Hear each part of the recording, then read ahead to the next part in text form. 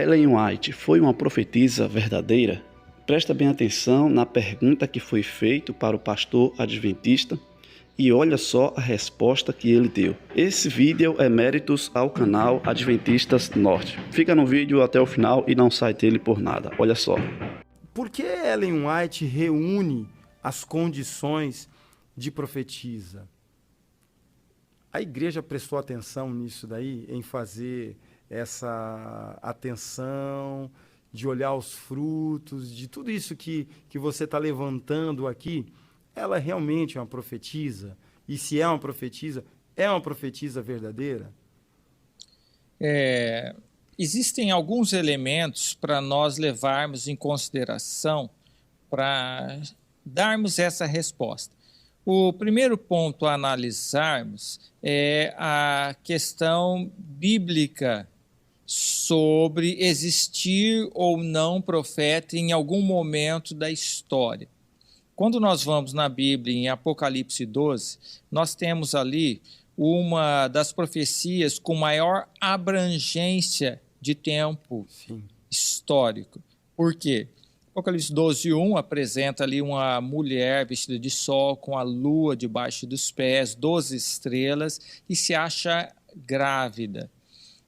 Alguns intérpretes colocam como sendo Maria, mas quando nós olhamos o contexto ali, que o dragão lança a terça parte das estrelas para a terra, está para perseguir a mulher que vai dar o filho varão, nós vemos ali uma profecia dentro do contexto da promessa que foi feita em Gênesis 3,15, onde Deus promete um descendente, o Messias, o Salvador.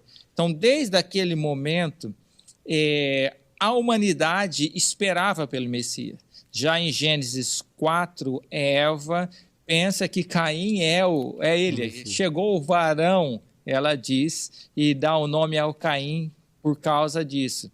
Então, há essa expectativa. E então, desde Gênesis 3,15 até a vinda de Cristo, é um tempo bem grande. E essa é a maior gravidez da história.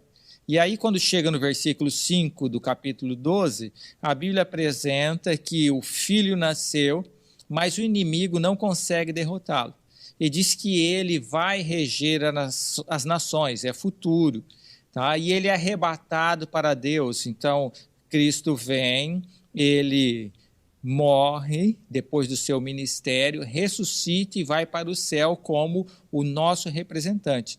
É por isso que o restante de Apocalipse 12, de 7 a 12, apresenta que Satanás, que tinha tomado o domínio desse mundo de Adão, quando Adão peca e se torna escravo de Satanás, perde o direito de ser o príncipe desse mundo, que o próprio Jesus o reconhece como o príncipe desse mundo. Então, a partir da ressurreição de Cristo e a ascensão de Cristo, Cristo é o representante desse mundo. Amém. E aí a Bíblia apresenta que o dragão fica irado com isso. E ele agora vai perseguir a mulher. Isso é mostrado a partir do versículo 13 de Apocalipse 12. E aí Deus protege a mulher no deserto, ou seja, a mulher ali está livre da influência do dragão. Tá protegida. Aí o dragão manda água para perseguir a mulher. Em Apocalipse 17, 15 e outros textos da Bíblia, é apresentado que a água é símbolo de nações, povos, poderes políticos. Ou seja, o dragão vai usar poderes políticos, governos, para perseguir a mulher, que é símbolo do povo de Deus.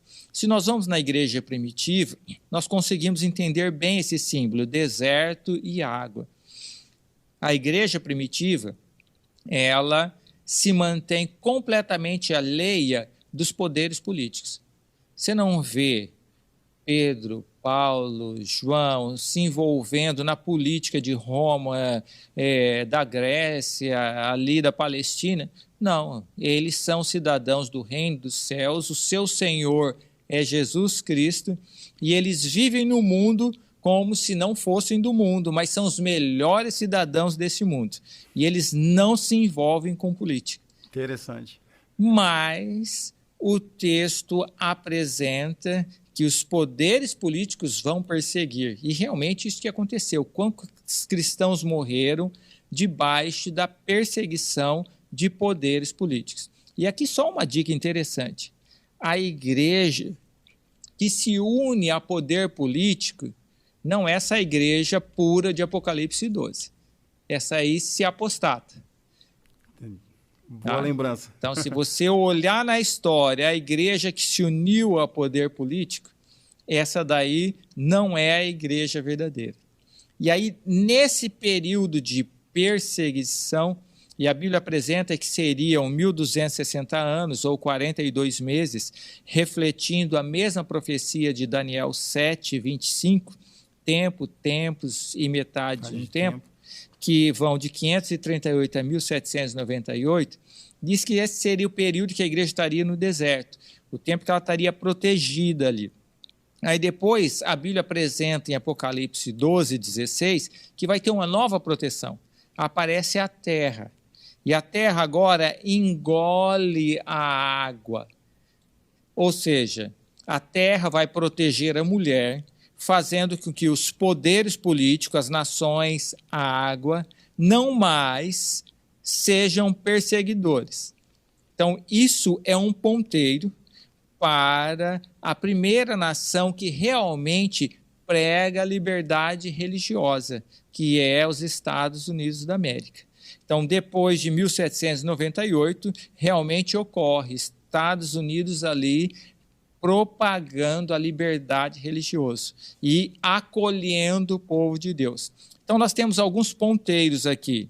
Olha, depois de 1798, o povo de Deus ia estar na terra nos Estados Unidos. E aí chega no versículo 17 e diz que o dragão ia perseguir o restante do que sobrou da mulher, seguindo o descendente da mulher, que é Cristo. Então agora há uma guerra. Satanás estava perseguindo a mulher, não conseguiu derrotar. A mulher teve um socorro especial, primeiro no deserto, depois na terra. E agora o dragão vai para a terra, perseguir a mulher lá na terra. E esse é o momento da batalha que se retrata todos os capítulos 12, 13, 14, 15 e 16 do Apocalipse. É essa batalha que está sendo travada ali, onde o dragão está perseguindo esse restante, esse remanescente da mulher. E aí coloca a característica dele. Ele guarda todos os mandamentos da lei de Deus e ele tem o testemunho de Jesus. Então aqui nós temos algumas características especiais desse remanescente. Ele vai surgir depois de 1798, na terra, que é os Estados Unidos, vai guardar todos os mandamentos da lei de Deus e vai ter o testemunho de Jesus. E aqui vem o ponto. O que é esse testemunho de Jesus? Quando nós vamos no próprio Apocalipse, no capítulo 19 e no versículo 10, é retratado o seguinte: João, ele se prostra diante do anjo para adorá-lo. Aí o anjo diz assim: vê, não faças isso. Sou conservo teu e dos teus irmãos que mantém o testemunho de Jesus. Ele diz: adora a Deus, pois o testemunho de Jesus é o espírito da profecia. E aí quando você vai no Apocalipse 22 e você vai no versículos 8 e 9, nós temos uma cena semelhante. João novamente vê as coisas, se prostra diante do anjo para adorá-lo.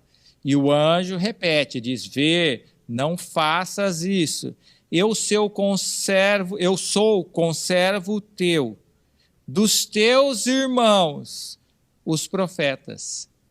Ou seja, o espírito de profecia é o quê? É o dom de profecia. É ser profeta. Então o anjo está dizendo: eu sou profeta como você é e como todos os outros que receberam revelação de Deus para transmitir. Então, esse remanescente, além de surgir depois de 1798, nos Estados Unidos da América, guardando todos os mandamentos de Deus, também teria o dom profético, em uma ou mais pessoas. Não está restrito a uma, mas ele teria o dom profético. Aí você sabe uma coisa interessante? Há um estudo que foi feito analisando entre 1800 e 1850, e tem mais de 200 pessoas clamando ser profetas nesse período. Nesse período ali, depois de 1798? Isso, até 1850. E tem várias igrejas que surgem com pessoas clamando serem profetas. Só que aí nós temos que ver se tem todas as características. Qual desses guardam todos os mandamentos da lei de Deus, os 10 mandamentos que estão em Êxodo 20? E é por isso que nós cremos, movimento adventista, tendo descoberto, trazido de volta as verdades que tinham sido lançadas por terra, que inclui a guarda de todos os mandamentos, sábado e todos os outros, como sendo esse movimento profético que tem o dom de profecia manifestado em Ellen White e qualquer outra pessoa que Deus assim queira que tenha nesse movimento para trazer uma revelação especial para os últimos dias. Só lembrando que o link da entrevista completa está aqui na descrição, tá bom? Que Deus te abençoe. Não esquece de deixar o teu like, comentar, compartilhar e se inscrever aqui no canal.